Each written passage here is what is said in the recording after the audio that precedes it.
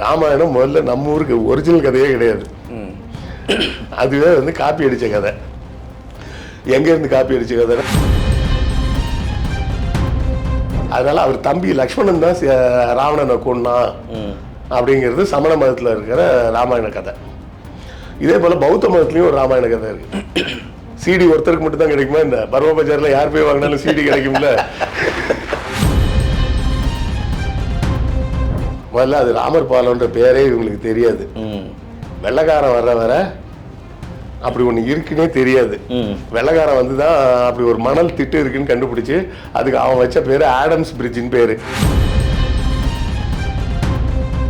இந்த வடிவத்துக்கு பூமி வந்து எவ்வளோ இருக்கு? 11,000 வருஷம் தான் இருக்கு. இதுல எங்க இந்த ராமாயணம் வந்து 15,000 வருஷத்துல போய் நொட்டுறது.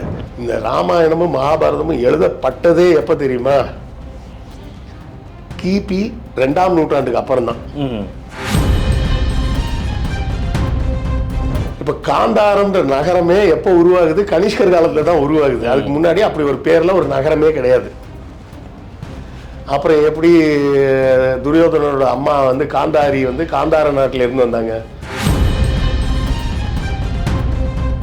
ராமராஜ்யம் கொண்டு வரேன்றாங்களே. ராமராஜ்யம் நாட்டுக்கும் வீட்டுக்கும் நல்லதா?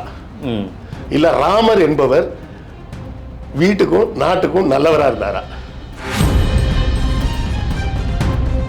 கடவுள் அசுரன் பத்தின கதையே கிடையாது. இந்த கதையே வந்து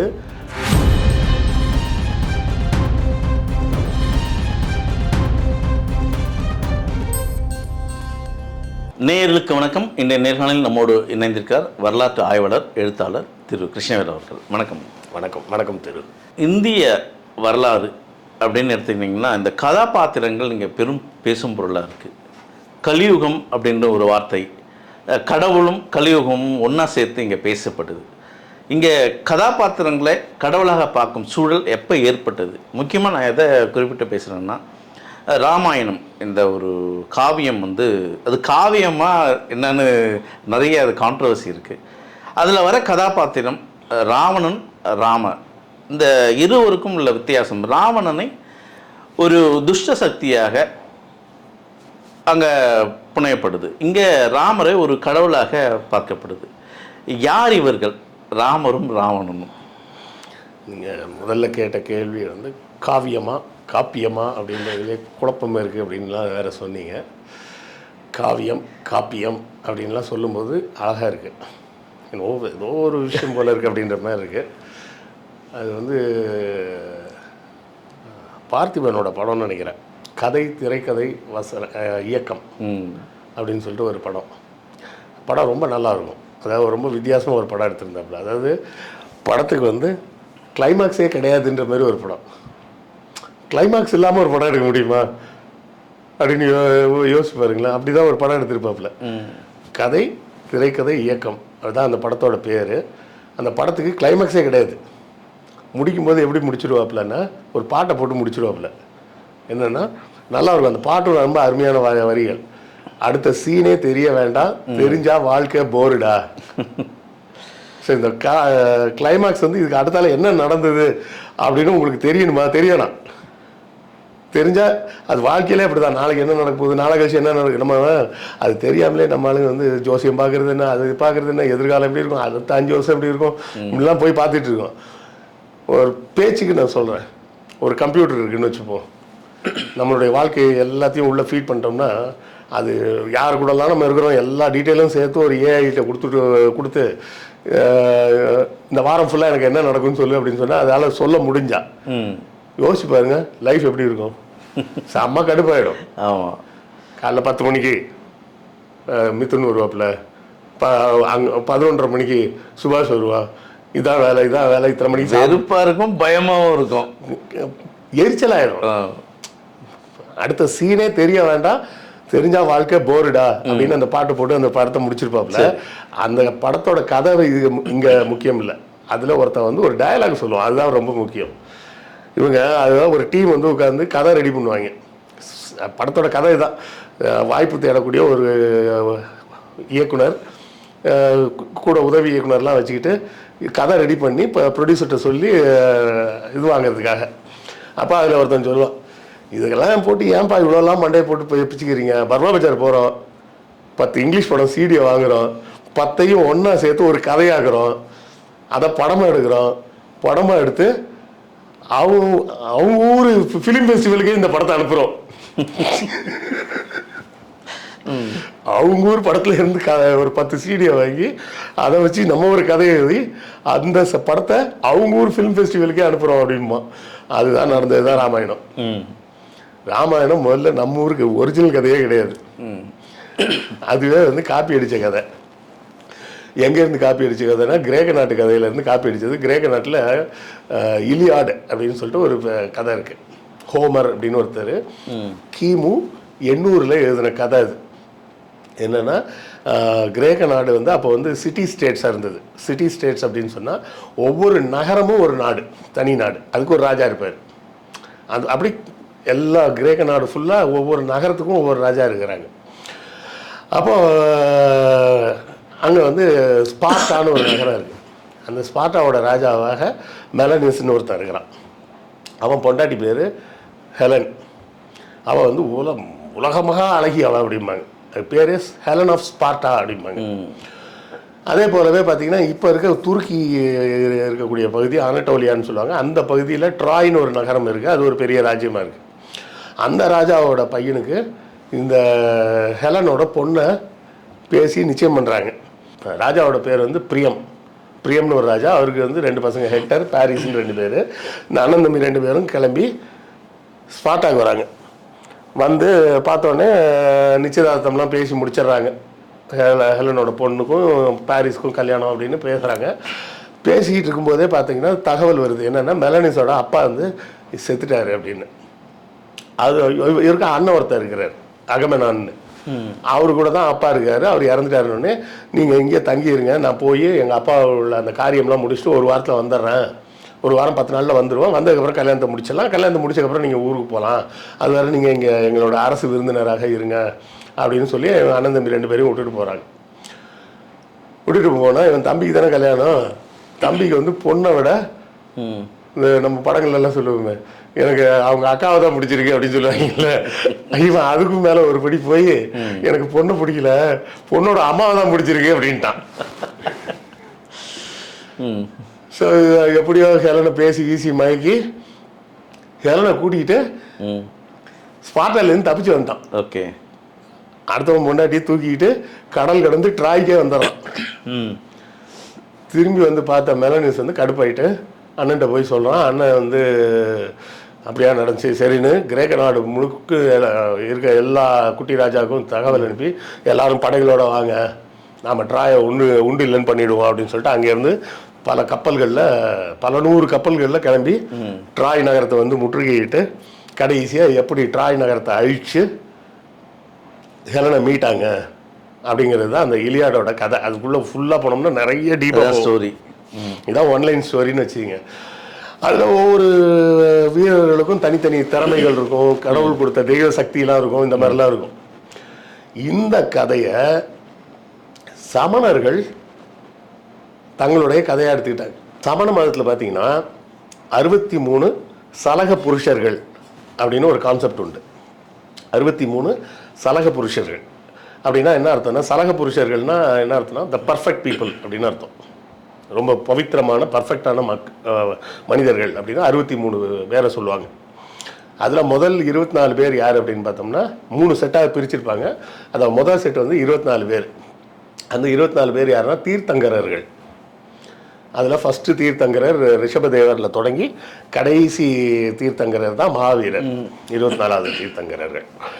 அதுக்கு அடுத்த செட்டு வந்து பார்த்திங்கன்னா சக்கரவர்த்திகள்னு பேர். அது 12 பேர். சரியா? அதுக்கு அடுத்த செட்டு பேர் வந்து பாலபத்ராசும்பாங்க. பாலபத்ராவில் வந்து மொத்தம் 9 செட்டு. ஒரு செட்டுக்கு 3 பேர். அப்படின்னா கணக்கு போட்டுங்க, 3 × 9 27 பேர். இந்த 27 + 12 எவ்வளோ ஆச்சு? 39 + 24 63 பேர்.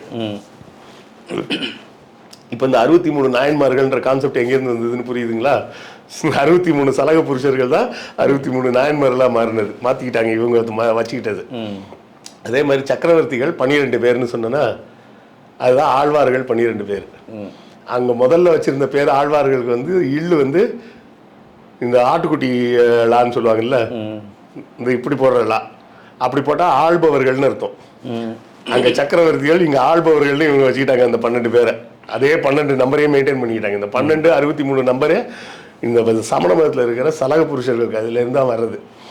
இந்த பாலபத்ராஸ்ன்னு சொன்னால, அந்த பாலபத்ராஸில் வந்து ஒரு செட்லேயும் 3 பேர்னு சொன்னால யாரெல்லாம் வருவான்னு பார்த்தீங்கன்னா, வசுதேவன், பலதேவன், பிரதி வசுதேவன் அப்படிம்பாங்க. வசுதேவன்னா வேற ஒன்றும் அர்த்தம் இல்லை, ஹீரோன்னு அர்த்தம். பலதேவன்னா ஹீரோவோட ஃப்ரெண்டுன்னு அர்த்தம், ஃப்ரெண்டு இல்லை ஹீரோவோட தம்பின்னு அர்த்தம். பிரதி வசுதேவன், பிரத்தினா எதிர்னு அர்த்தம், வில்லன்னு அர்த்தம். ஓகே, இப்படி 9 செட் இருக்கு. இதுல 8வது செட்டு வந்து என்னன்னு கேட்டீங்கன்னா, ராமன், லக்ஷ்மணன், ராவணன். ராமன், லக்ஷ்மணன், ராவணன், இந்த 3 பேர் தான். இதே மாதிரி தான் காட்டுக்கு போவாங்க, சீதையை கூட்டிகிட்டு போவாங்க. போகும்போது சீதையை வந்து ராவணன் தூக்கிட்டு போயிடுவான். அப்போ வந்து இந்த தண்டகாரண்யம் பகுதியில் வானரங்கள் கிடையாது, மனிதர்கள் தான் இருப்பாங்க. அவங்க குரங்கு கொடி வச்சிருப்பாங்க.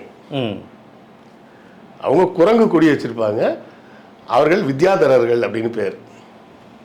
சிறப்பு தன்மை கொண்டவர்கள்ன்ற அர்த்தத்தில் வித்யாதரர்கள் பேர். அவங்களோட துணையோட ராமர் சண்டைக்கு போனார். ஆனால் ராமர் வந்து ஒரு சமண மதத்தை பின்பற்றுபவர், உயிர் கொலை அவர் செய்ய மாட்டார்.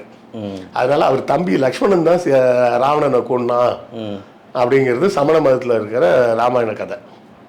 இதே போல் பௌத்த மதத்துலேயும் ஒரு ராமாயண கதை இருக்கு. சிடி ஒருத்தருக்கு மட்டும் தான் கிடைக்குமா? இந்த பர்வ பஜாரில் யார் போய் வாங்கினாலும் சிடி கிடைக்கும்ல. பௌத்தர்களுக்கும் அந்த சிடி கிடைச்சது. அவங்க என்ன பண்ணுறாங்க, அவங்க ஒரு கதை உருவாக்குறாங்க. இதே மாதிரி தசரதன், அவனுக்கு வந்து 5 பிள்ளைங்க. ராமன், லக்ஷ்மணன், பரதன், சத்ருகனன், சீதை. சீதை வந்து தங்கச்சி. சரியா? இந்த நம்ம அப்புறம் வந்து அப்பா செத்துட்டாரு. அதே மாதிரி காட்டுக்கு போகிறாங்க. காட்டுக்கு போனோடனே காட்டில் இருக்கிறாங்க. காட்டில் போகும்போது சீதை என்ன சொல்கிறா, எங்கள் அண்ணனை விட்டு நான் வரமாட்டேன்னா அவளும் வந்துடுறா. அண்ணனை விட்டு வரமாட்டேன்னு லக்ஷ்மணனும் வந்துடுறான். வந்த உடனே பின்னாடியே பரதனும் வந்துடுறான். வந்து இல்லைண்ணா அப்படிலாம் இருக்கக்கூடாது, நீங்கள் வந்துடுங்க, அப்பாவே செத்துட்டாரு, இனிமேல் அப்பாவுக்கு கொடுத்த வாக்கை பற்றி என்ன இருக்குது, நீங்கள் மறுபடியும் வந்து ராஜாவாங்கன்னு. அப்போ அவர் என்ன சொல்கிறாரு, அப்படிலாம் கிடையாது, வாக்குனா வாக்கு தான். ஒருத்தர் உயிரோடு இருக்காங்க, செத்து போயிட்டாங்கலாம் கணக்கு பார்க்க முடியாது. அவருக்கு கொடுத்த வாக்கு நான் நிறைவேற்றி ஆகணும். 14 வருஷம் நான் காட்டில் தான் இருப்பேன். தம்பி தங்கச்சிலாம் காட்டில் ரொம்ப கஷ்டப்படுறாங்க, அவங்கள வேணா வீட்டுக்கு கூப்பிட்டு போயிடு அப்படின்னு பரதன்ட்ட சொல்லுவார். சரிங்க, நான் உங்கள் செருப்பையாவது கொடுங்க, நாங்கள் எடுத்துகிட்டு போய் உங்கள் அடையாளமாக செருப்பை வச்சு நான் ஆட்சி பண்ணுறேன் அப்படின்னு பரதன் கேட்டதாகவும், அந்த 2 பேரையும் கூட்டிகிட்டு பரதன் அந்த செருப்போட திரும்ப அயோத்திக்கு வந்து ஆட்சி பண்ணுறான். 14 வருஷம் ராமர் காட்டிலே இருக்காரு. அவர் திரும்ப வந்து ஆட்சி செய்கிறாரு. இது பௌத்த மதத்தில் உள்ள சிடியோட வெர்ஷன். ஓகே, சமண மதத்தோட சிடி வெர்ஷன் இது. ஒரிஜினல் படத்தோட சிடி அது. இப்போதான் இந்து மதத்துக்கான ஒரு ராமாயணத்தை உருவாக்குறாங்க. இப்போ உருவாக்கும் போது என்ன பண்றாங்க, இங்கிலீஷ் படம், ஒரிஜினல் படம். இப்போ எனக்கு சன் டிவி டைட்டில் தான் அது, கதையல்ல நிஜம் அப்படின்னு. இப்போ இந்த உண்மையாகவே இந்த ராஜாக்கள் வாழ்ந்த காலம் இதெல்லாம் இருந்தது. அதில் ராமரும் ஆட்சி செஞ்சார், சீதை இது போல் புராணம் இருக்குது. இங்கே ஸ்ரீலங்காவில் இந்த நிகழ்வெல்லாம் நடந்திருக்கு, ராமர் பாலம் இருக்குது, இதெல்லாம் சொல்கிறாங்களே. முதல்ல அது ராமர் பாலம்ன்ற பேரே இவங்களுக்கு தெரியாது. வெள்ளைக்காரன் வர அப்படி ஒன்று இருக்குன்னே தெரியாது. வெள்ளைக்காரன் வந்து தான் அப்படி ஒரு மணல் திட்டு இருக்குன்னு கண்டுபிடிச்சி அதுக்கு அவன் வச்ச பேர் ஆடம்ஸ் பிரிட்ஜின்னு பேர். ஆடம்ஸ் பிரிட்ஜ், சரியா? அவன் வச்ச பேர் ஆடம்ஸ் பிரிட்ஜ் தான். முதல்ல இந்தியா மேப்பை வரைஞ்சதே வெள்ளைக்காரன் தான் வரைஞ்சது. பாம்பன் பாலத்துக்கு பேர் அந்த பாலம், அந்த பாலம் அதுக்கு ராமேஸ்வரத்தில் இருக்கிறது. ஓகே, இது பாலம் கிடையாதுமா, மணல் திட்டு. மணல் திட்டு அப்படியே இந்தியாவோட இதுல இருந்து அப்படியே இலங்கை வர அப்படியே நீளமா ஒரு திட்டு இருக்குன்றத அவன் தான் சர்வே எடுத்து கண்டுபிடிக்கிறான். இந்தியாவோட மேப்பை வரைஞ்சது வெள்ளைக்காரன், வில்லியம் லாம்டன்னு பேர் ஒருத்தர், ஒரு பிரிட்டிஷ் ஆர்மியில் உள்ளவர். அவர் அதுக்கப்புறம் இதை போஸ்ட் கொடுத்துட்டாங்க. த கிரேட் இந்தியன் ட்ரிக்னோமெட்ரிக் சர்வேன்னு ஒரு ப்ராஜெக்ட் போட்டு அந்த ப்ராஜெக்டில் உட்காந்து அவர் வேலை பார்த்தார். அவர் தான் வந்து என்ன பண்ணுவார்னா, ஒரு பெரிய கருவி ஒன்று வச்சுருந்தார். அந்த சர்வே எடுக்கிறதுக்காக, அந்த ட்ரிக்னாமெட்ரிக் சர்வேன்னு சொல்கிறோமே, அந்த சர்வே எடுக்கிறதுக்காக ஒரு கருவி வச்சு, அந்த கருவி பேர் வந்து தியோடலைட் அப்படிம்பாங்க. இந்த கிரேட் தியோடலைட்னு. அது சைஸே பார்த்தீங்கன்னா கிட்டத்தட்ட 500 கிலோ இருக்கும். அது கருவி எப்படி இருக்கும்னு நீங்கள் புரிஞ்சுக்கிறதுனா ரொம்ப சிம்பிளாக புரிஞ்சுக்கலாம். நீங்கள் ரோட் சைடில் பார்த்தீங்கன்னா சில நேரம் ஒரு ட்ரைபாட் ஒன்று வச்சுட்டு இப்படி ஏதோ பார்த்து மெஷர் பண்ணிக்கிட்டு இருப்பாங்கல்ல, அதுதான் அந்த ரோடோட லென்த்தெல்லாம் அளக்கிறதுக்கு உண்டான கருவி அது. அந்த தியோடலைட்டை சுருக்கி இப்படி குட்டியாகிட்டாங்க. அப்போ அன்னைக்கு சைஸில் வேற ஒன்றும் பண்ண முடியாது, அவ்வளோ பெருசாக இருந்தது. அவரோட அசிஸ்டன்ட் ஒருத்தர் இருந்தார். அவர் தான் இமயமலையோட மொத்த உயரத்தை கண்டுபிடிச்சி சொன்னவர். அவர் பேர் ஜார்ஜ் எவரெஸ்ட். அதனால தான் அவர் பேரில் தான் அந்த மலைக்கு பேரே எவரெஸ்ட் மலைன்னு பேர் வச்சிருக்கு. எவரெஸ்ட் வேற ஏதோ பேர்லாம் இல்லை, ஒரு ஆளோட பேர், ஒரு வெள்ளக்காரனோட பேர். அது அவர் பேர் ஜார்ஜ் எவரெஸ்ட். அவர் வந்து வில்லியம் லாம்டனோட டெபுட்டி. அவர் தான் இமயமலையை அளந்தார். அவங்க தான் அளந்து மொத்த இந்தியாவையும் அளந்து மொத்தத்தையும் மேப்பில் போட்டு, இந்தியானா இப்படி தான் இருக்கும்பா மேப்பு அப்படின்னு அவங்க தான் முதல்ல வரைஞ்சி காமிச்சது. அதுக்கு முன்னாடி நம்மள்ட்ட மேப்பும் கிடையாது, ஒன்றும் கிடையாது. அப்புறம் எங்கே ராமர் பாலம்லாம் போகிறது, அவன் இங்கிலீஷில் அதுக்கு பேர் ஆடம்ஸ் பிரிட்ஜ்னு வச்சான்.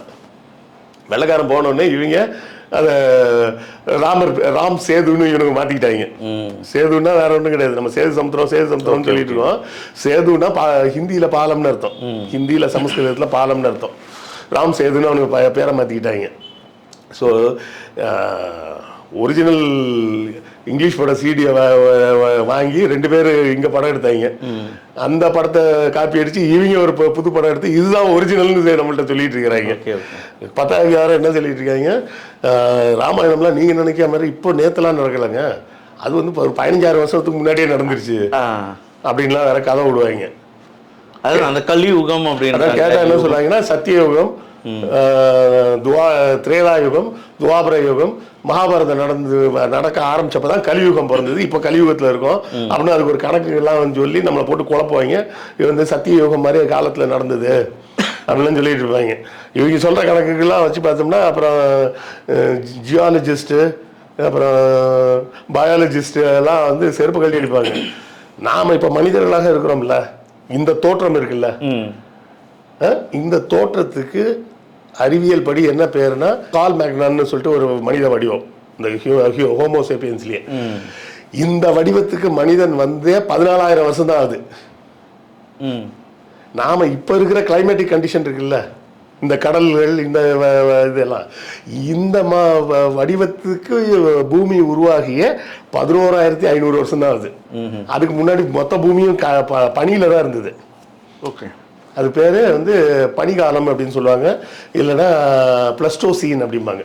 பிளஸ்டோசீன்னா பின் பனிக்காலம் அப்படின்னு அர்த்தம். பனி வந்து குறைய தொடங்கிய காலம். இப்போ இருக்கிற காலத்தை வந்து ஜியாகிரபியில் ஹோலோசீன் அப்படின்னு சொல்லுவாங்க.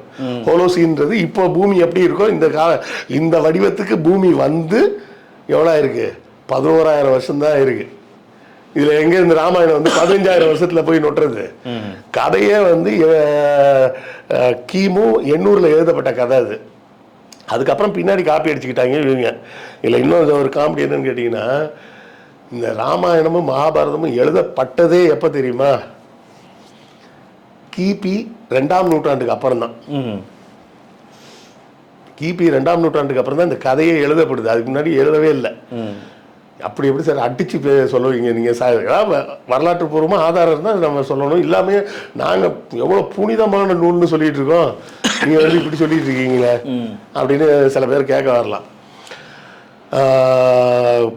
அலெக்சாண்டர் எல்லாரும் கேள்விப்பட்டிருப்பீங்க.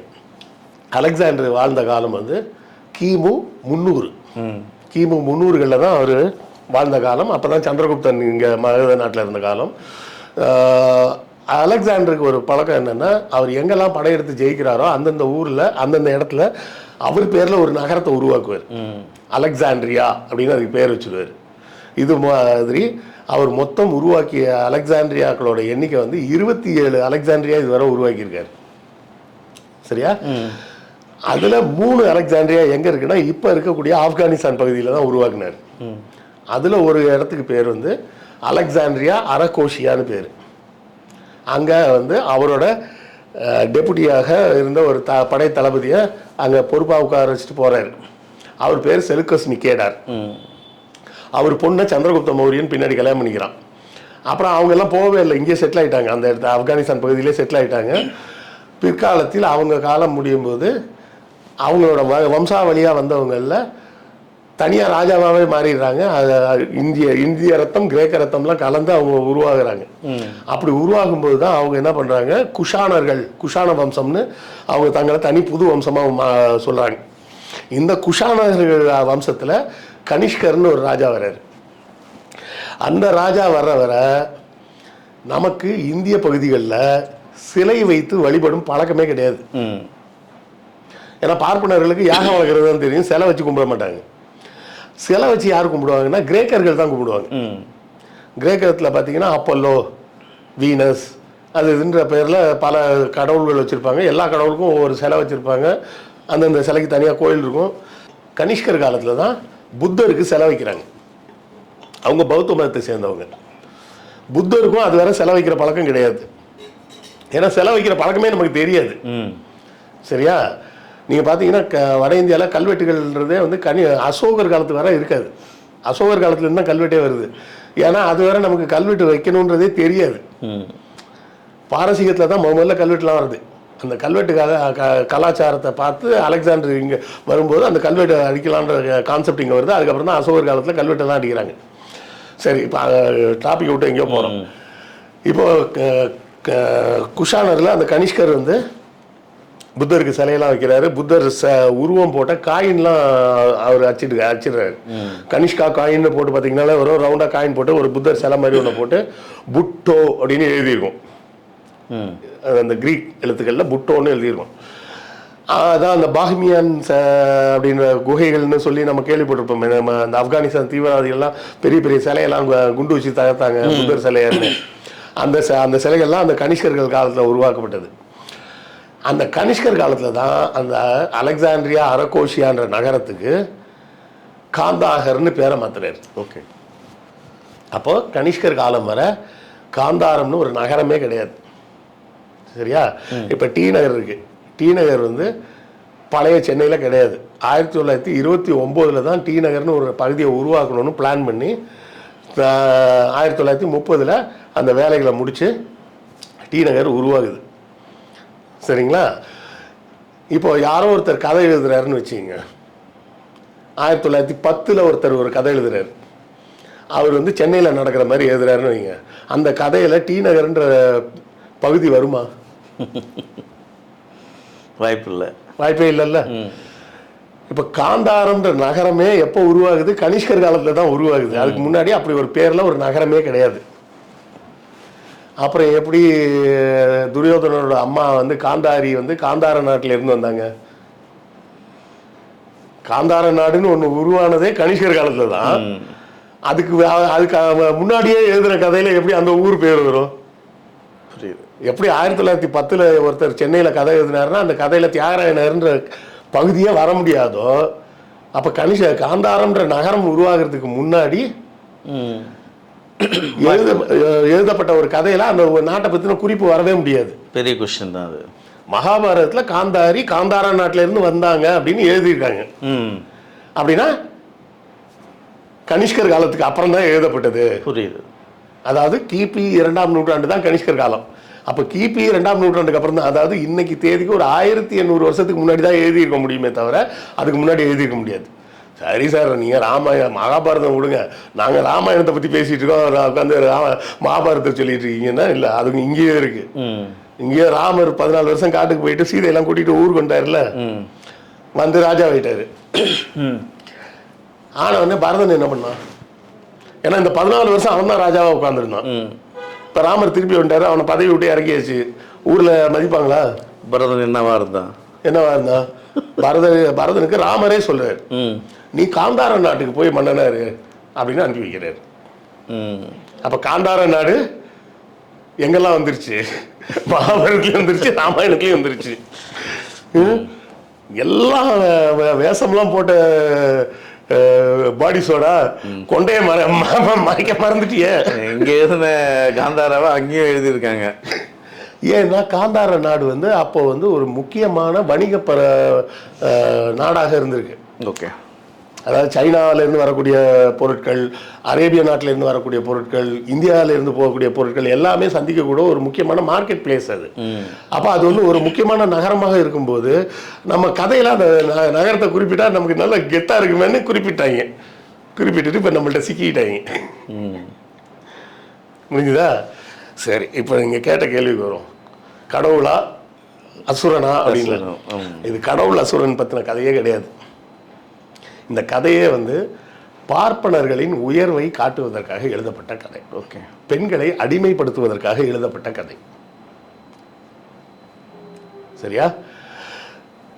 ராமராஜ்யம் கொண்டு வரேன்றாங்களே, ராமராஜ்யம் நாட்டுக்கும் வீட்டுக்கும் நல்லதா, இல்ல ராமர் என்பவர் வீட்டுக்கும் நாட்டுக்கும் நல்லவரா இருந்தாரா? அந்த கேள்வியை கேட்டோம்னா சரியா பதில் தெரிஞ்சிடும்ல. எங்க மெயின் பாயிண்ட் அவங்களோட அதாவது உங்களுக்கு கதை ஓட்டத்தோட பார்க்கும்போது உங்களுக்கு புரியாது அவன் என்ன சொல்ல வரான்னு. ஆனால் அதில் உள்ள அங்கங்கே உள்ள எம்பெட் பண்ணி வச்சுருப்பான் அவன் சொல்ல வேண்டிய கருத்தை. அதை கரெக்டாக அந்த இடத்துல கருத்தை சொல்லி முடிச்சுடுவான். ராமர் சீதையை என்ன பண்ணுறாரு, இலங்கையிலேருந்து கூப்பிடும்போது, என்னவோ உன்னை மீட்கிறதுக்கு வந்தேன்னு நினச்சியா, இப்படி தான் சொல்கிறார். சீதையை முதல்ல பார்க்குறாரு, ராவணனை கொண்டுட்டு போய் சீதையை பார்க்குறாரு. பார்க்கும்போது என்ன சொல்கிறாரு, நான் என்ன உன்னை மீட்க வந்தேனா, அயோத்தியோட பெருமை கெட்டு போயிடுமேன்னு வந்தேன். உனக்கு என்ன கேடு, நல்லா நீ என்ன மெலிஞ்சு போயா இருக்க, நல்லா திண்டு கொளுத்து போய் தான் இருக்கிற, எதிரி நாட்டுக்குள்ளே இருக்கிற ஒரு பொண்ணு, எதிரி நாட்டுக்கிட்ட அடிமையாக சிக்கின ஒரு பொண்ணு மாதிரியே தெரியலையே, நல்லா பளபளன்னு தான் இருக்கிற, நல்ல தின்னு சோகமாக தான் இருக்கிற. நான் சொல்கிறது போயின்னா ராமாயணத்தை எடுத்து படிச்சு பாருங்க. ராமாயணத்தில் அதான் எழுதியிருக்காரு, கம்பரும் எழுதியிருக்காரு, வால்மீகி அதான் எழுதியிருக்காரு. அந்த பாடல் வரி எனக்கு அவ்வளோ ஞாபகத்தில் இல்லை, இது அப்படியே சொல்லியிருப்பார். உன்னை பார்த்தா மெலிஞ்ச மாதிரியும் தெரியல, வாடி போன மாதிரியும் தெரியல, நல்ல தின்னு கொளுத்த மாதிரி தான் இருக்கிற, உன்னைய போய் மீட்க வந்தேன்னு நினச்சியா, அயோத்தியோட பெருமையை காப்பாற்றுறதுக்கு தான் நான் வந்தேன், நீ இருக்கன்னா இரு, வரதுன்னா வா, என்னமா பண்ணு அப்படின்றாரு. இல்லை நான் வரேன், அப்படி வரதா இருந்தால் தீ குளிச்சுட்டு வா அப்படின்றாரு. அப்புறம் அந்த அம்மா தீயில இறங்கி வெளியே வந்து எல்லாம் ஓகேன்னு சொல்லிட்டாங்க. சரி, ஏதோ ஒரு ஆம்பளைன்ற திமிருப்பா, பொம்பளைய மதிக்கல, நம்பலை, தீ குளிக்க சொன்னார், ஓகே ஒத்துக்கலாம். ஊருக்கு வந்தாச்சு, வந்து ராமராஜ்யம் தொடங்கிருச்சு. இப்போ ராமராஜ்யம் வீட்டுக்கு நாட்டுக்கு ரெண்டு ஆங்கிளில் பார்ப்போம். வீட்டுக்கு சீதையை அவர் என்ன பண்ணார், வச்சுருந்தார். அந்த அம்மா ப்ரெக்னெண்ட்டாக இருக்காங்க. இவர் நகர்வலம் போகிறார். நகர்வலம் போகும்போது துணி வெளுக்கும் ஒரு நபர் வந்து அவர் பொண்டாட்டிகிட்ட பேசிகிட்டு இருக்கார். அது சத்தம் கேட்குது. என்ன ராமன் நினச்சியா அப்படின்னு ஒரு சத்தம் கேட்குது. என்னடா நம்ம பேர் வருதுன்னு உள்ளே போய் கேட்குறாரு. கேட்டால் அந்த பொம்பளை சொல்லுது, யோ என்னையா பேசிகிட்டு இருக்க, இன்றைக்கி ஒரு நாள் தானே நீ வேலை நான் இல்லாமல் எல்லா வேலையும் பார்த்தேன், அதுக்கே இவ்வளோ கத்திக்கிட்டு இருக்கிறாங்க, நீ போகிறதுன்னா என்கிட்ட சொல்லிட்டுல போகணும், என்கிட்ட சொல்லாமல் நான் கூட்டிகிட்டு போகாமல் நீ எப்படி போகலாம் அப்படி. எங்கேயா போனேன், எங்கள் அப்பா வீட்டுக்கு தானேயா போனேன், அதுவும் காலையில் போனேன், சாயங்காலம் வந்துட்டேன், நான் நைட்டு தங்க கூட இல்லை, வந்துட்டேனே, அதுக்கு போய் ஏன் அப்படி கத்துறேன்னு. ஆனால் அப்போ தான் சொல்லு, திரும்பவும் சொல்ல என்னென்னா ராம மாதிரி இழிச்ச வாங்கி நினச்சியா, பொண்டாட்டி அடுத்தவங்க வீட்டில் விட்டுட்டு வந்தோடனே ஆணு சேர்த்துக்கிறதுக்கு அப்படின்னு அவன் பேசுகிறத கேட்டுட்டு இவர் என்ன பண்ணுறாரு, அவனை கூப்பிட்டு ரெண்டு அப்பா இருக்கணும், ஏன்டா நான் பொண்டாட்டி ஏன்டா சண்டை போடுற அப்படின்னு. இல்லைண்ணா அதையா சொல்லிடணும், அப்படிலாம் கிடையாதா, என் பொண்டாட்டி தீ குளிச்செல்லாம் அதை நிரூபித்து தாயா கூப்பிட்டு வந்திருக்கோம் அப்படி இப்படின்லாம் ஏதாவது சொல்லியிருக்கணும். ரெண்டும் பண்ணல.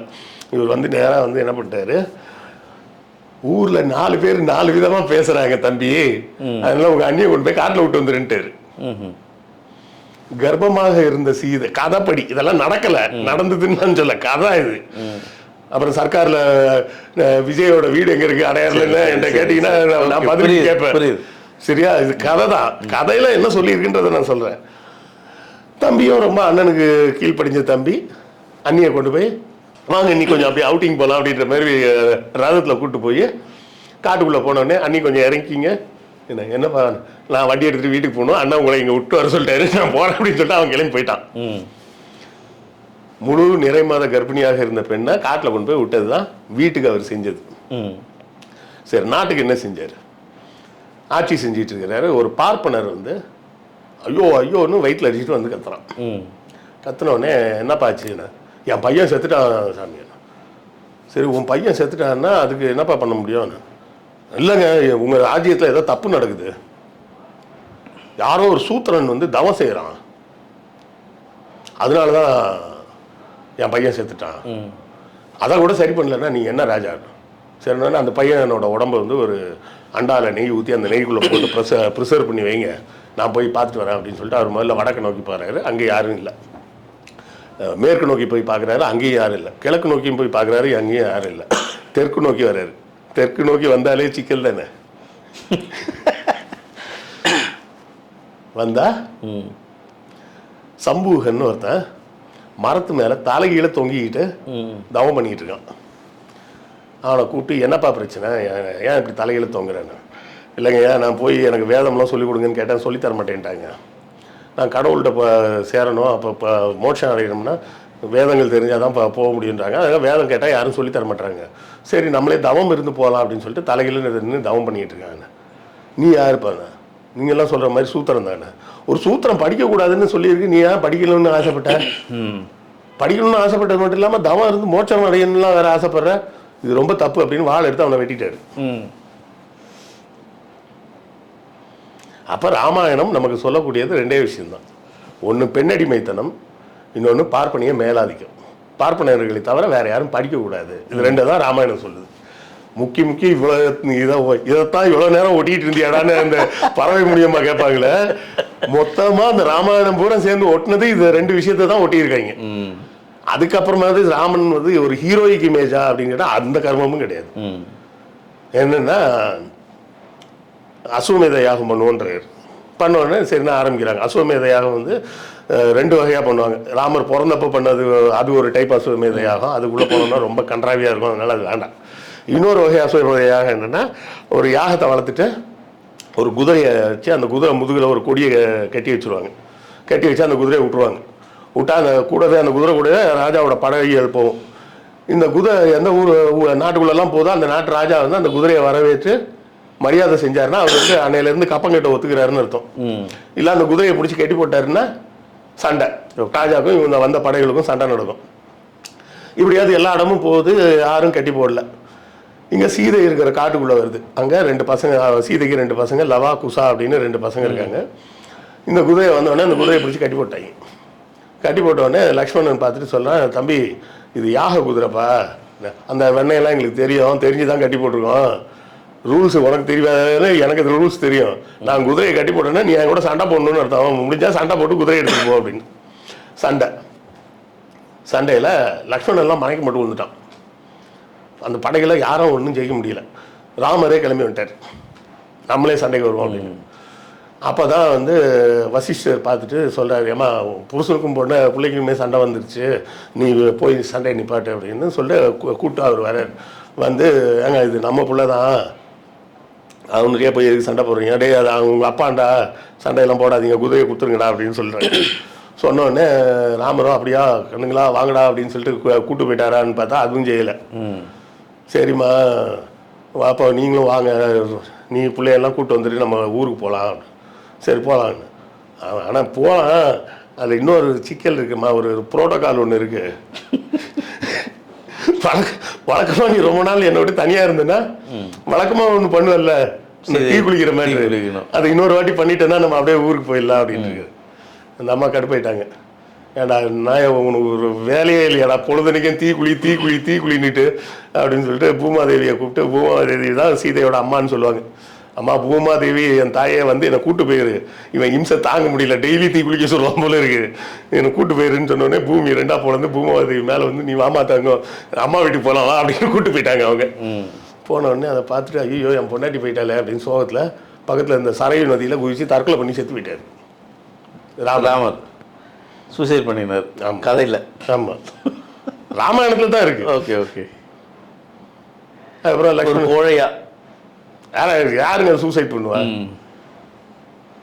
பொண்டாட்டி கூட ஒழுங்காக வாழ தெரியல, பிள்ளைங்க யாருன்னே தேவை, பிள்ளைங்க வளர்ந்துருச்சான்றதும் அதுக்கு வளர்ந்துச்சா படிச்சுதா போச்சுதா எதுவும் தெரியாது. அப்புறம் பொண்டாட்டி இனிமேல் வரவே மாட்டான்னு தெரிஞ்சோடனே தற்கொலை பண்ணி செத்து போச்சு. இதுக்கு மேலே ராமரோட அச்சீவ்மெண்ட் என்ன? அட்லீஸ்ட் ராவணனாவது எடுத்துக்கிட்டிங்கன்னா மண்டோதரின்னு ஒரே பொண்டாட்டி தான், இந்திரஜித்துன்னு ஒரு வீரன் பையனாக வச்சுருந்தான், அந்த பையனை மாவீரனாக வளர்த்தான் கதைப்படியே. அண்ணன் செஞ்சது தப்புன்னே தெரிஞ்சாலும் உயிரை கொடுக்கறதுக்கு ரெடின்னு சொல்லிட்டு 3 தம்பிங்க இருந்தாங்க. Ramar is a loser. இதுதான் நீங்க ராமாயணத்துல நம்ம புரிஞ்சுக்க வேண்டியது. ராமர் கடைசி வரை என்ன செஞ்சிட்டு இருந்திருக்காரு? பார்ப்பனரை மேட்டிமையை தாங்கி பிடிப்பதற்கும் பெண் அடிமைத்தனத்தை மக்களுக்கு போதிப்பதற்கும் வேலை செஞ்சாருன்றது தான் மொத்த ராமாயணத்தோட தீம். ராமரை வந்து ஒரு உயர்ந்த சாதி வகுப்பை சார்ந்தவர்களாக காட்டிட்டு இருக்காங்க. இங்க ராவணனை எப்படி காட்டியிருக்காங்க? ராவணனை பார்ப்பனராகவே காமிச்சிருப்பாங்க. ராவணனும் பார்ப்பனரா? ஆமா, ஆனா சவுத்துல உள்ள பார்ப்பனர்ல அவர் மட்டும். ஜெயின் ராமாயணத்துல மனிதர்களாக இருந்து குரங்கு கொடி வச்சிருந்தாங்க. இந்து மதத்துல என்ன சொல்றாங்க? அவங்க குரங்குட்டாங்க. சவுத் இந்தியாக்காரன் குரங்கு, சவுத் இந்தியால பார்ப்பனராக இருந்தாலும் அவனை வெட்டி கொண்டு சவுத்துல படிக்கிறானா விடாது, அவனை போட்டு தள்ளிட்டு. மோடி ஆட்சியில என்னெல்லாம் நடக்குதோ அதுதான் நடந்திருக்குது ராமர் ஆட்சியிலையும். மொத்தமா நீங்க புரிஞ்சுக்கணும்னா, ராமாயணம்ன்றது பெண்ணடிமைத்தனத்தையும் பார்ப்பன உயர்வையும் சொல்வதற்காக எழுதப்பட்ட கதை. மகாபாரதம்ன்றது 4 வர்ண கோட்பாடை மீறக்கூடாதுன்றதுக்காக எழுதப்பட்ட கதை. ஓகே, அது மட்டும்தான் இந்த 2 கதைகள் மூலமாகவும் அவர்கள் சொல்ல வந்த செய்தி. இதை தான் இவங்க புனித நூலாக பார்க்குறாங்க. நல்ல ஸ்டோரி, நல்ல ஸ்கிரிப்ட். நீங்கள் சொன்ன அந்த பார்த்திபன் கதை, திரைக்கதை, வசனம் மாதிரியே இங்கேயும் வால்மீகியும் கம்பரும் ஒரு அழகான ஒரு கதையை கொடுத்துருக்காங்க. பாருங்கள், உங்கள் நேரத்தை கொடுத்துருக்காங்க. நன்றி.